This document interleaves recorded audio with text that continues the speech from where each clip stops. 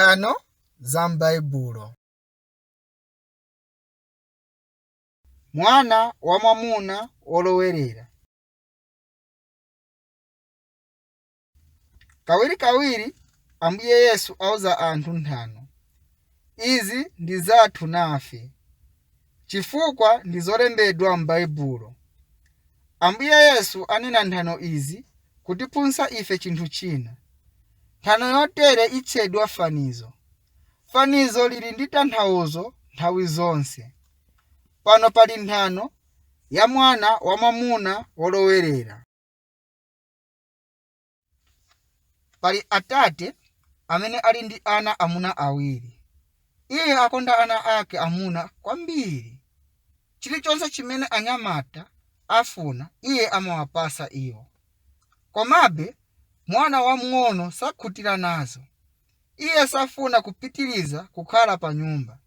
Iye aganiza, ine ndifuna kupita ku dziko lina. Uko kuyenera kukhala kwabwino kupambana kuno. Ine sindifuna konse kupitiriza kukhala kuno. Tsiku lina mwana wamwamuna anena kwa atate ake, Atate, ndipaseni ine gawo langa la ndalama. Zimene ziyenera kukhala zanga inu mutamwalira. Ine ndifuna kukhala nazo tsopano. Ndipita pa ulendo ku dziko lakutali. Ine sindifuna konse kupitiriza kukhala pa nyumba. Ati chisoni chachikulu atate ake. Iye ndi mwamuna wachifundo kwambiri, koma mwana wace wamwamuna amuchitira choyipa kwambiri. Ambuye ayembekezera ana kukonda makolo awo, koma mnyamata uyu sakonda konse atate ake kwambiri. Atate ake ampasa thumba lodzala ndi ndalama, ndipo uko apita mwana wake wamwamuna. Atate ake amuyang'ana iye ali kupita. Maso ake ndi odzala ndi misozi. Mnyamata sayang'ana ngakhale kumbuyo, ndiponso iye sanyamula dzanja kulayira. Iye wayiwala kale atate ake, koma atate ake samuyiwala iye. Iye amuganizira tsiku ndi tsiku, sangamuyiwale iye. Mwana wa mwamuna apanga ulendo wautali. Iye afika mdziko lakutali. Iye akondwera uko. Alinso ndi abwenzi ambiri. Iye achita nawo phwando masiku onse. Iye agula zakudya ndi zakumwa zapamwamba, komanso zovala zabwino kuvala. Ndi zamtengo wapatali, koma iye aganiza, ine ndili nazo ndalama zokwanira. Tsiku lina ndalama zonse zapita. Inde thumba lija lilibiretu kanthu. Iye adzachita chiyani tsopano? Maphwando atha. Anzake ali kumusiya iye. Iwo sanali abwenzi enieni, chifukwa abwenzi oona athandizana nthawi zonse. Tsopano iye sangakwanitse kugula mkate, ndipo iye ali ndi njala. Iye afunsa anthu mkate chifukwa iye ndi wopempha tsopano. Koma muli njala m'dziko ili. Palibe amene ali ndi chakudya chokwanira ngakhale iye mwini. Mwa ichi iye salandira chilichonse. Zovala zake ndi zakale ndipo nzong'ambika. Koma iye sangagule zina zatsopano. Ati kusauka ndi litsiro iye aoneka nalo. Inde tsopano iye ndi mwana wa mwamuna wolowerera. Koma ngakhale ichi ndi chifukwa cha kulakwa kwake. Iye adusa m'munda. Mulimi, mungandilole ine kukhala wantchito wanu? Iye afunsa. Iye aganiza, kenaka ine ndikhoza kutenga chakudya china kuchokera ku mulimi. Inde iye akhoza kusamalira nkhumba, komatu iye salandira chakudya chilichonse. Nkhumba zilandira chakudya. Iye angakonde kukhala kudya zakudya za nkhumba, koma mulimi sachilola ichi. Kwada mnyamata sangagone ndi njala. Iye aganiza, ine ndikanapanda kuchoka mnyumba yanga, ine ndinakakhala ndi atate wanga. Iye anali wabwino kwa ine.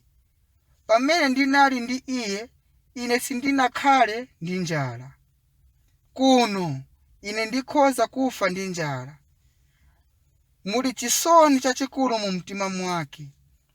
Iye aganizira tsopano kuyipa kumene anachitira atate ake. Kenaka iye auka, ine ndizabwera kwa atate anga. Iye anena, ndipo ine ndizati, Atate, ine ndakhala oyipa kwambiri. Ine sindiyenera ngakhale kutchedwa mwana wanu wamwamuna. Chonde ndipangeni ine kukhala mmodzi wa antchito anu. Pali mwamuna wokalamba wayimirira pa msewu, ndi atate ake. Iye ali kuyang'ana pansi pa msewu wautali. Wina wace ali kuchokera kutali, ndi walitsiro opempha. Ali kuyenda opanda nsapato. Atate apitiriza kuyang'ana. Kenaka mwadzidzidzi, iye akhoza kuona kuti ndani? Ndi mwana wake wamwamuna. Atate angathamangire kwa iye. Iwo amkumbatira mwamphamvu. Iye ampsopsona mwana wawo wamwamuna. Atate alira ndi chimwemwe. Atate, ine ndachimwa kwakukulu. Mnyamata anena, kwa Ambuye komanso kwa inu. Ine ndakhala ndi makhalidwe oyipa kwambiri kotero kuti sindiyenera kukhala mwana wanu wamwamuna. Koma atate ake akuti, fulumira, bwera nane ku nyumba. Iwe ndiwe okondedwa mwana wanga wamwamuna. Ine ndili okondwa kwambiri kukuonanso iwe. Atate auza antchito ake kutenga zovala zabwino zatsopano ndi nsapato zatsopano za mnyamata. Tsopano iye salinso opempha. Tsopano iye alinso ndi atate ake. Atate anena, lero ife tizakondwera, chifukwa mwana wanga wamwamuna wabwerera kwa ine. Iye anali otayika, koma tsopano iye wapezeka. Kodi inu muziwa tanthauzo la nthano iyi? Ife tonse ndife otayika, kupyolera mzolakwa zathu, chifukwa mitima yathu yoyipa yachoka kwa Ambuye, monga mwana wamwamuna otayika. Icho ndi chifukwa chake ife ndife osakondwa. Koma Ambuye afuna ife kubwerera kwa iye, ndi chisoni pa machimo athu m'mitima yathu, monga mnyamata uja. Ambuye ayembekezera kuchitira chisoni ochimwa, monga tate uja. Iye sabwezera konse ochimwa amene alapa. Mwina inu muganiza, mtima wanga woyipa sufuna kutembenukira kwa Mulungu, koma Ambuye akonza ndipo azakonza mtima wanu. Mufunseni Ambuye kukuchitirani inu ichi chifukwa cha zina lake. Sanga yako pali njira ziwiri. Sanga yako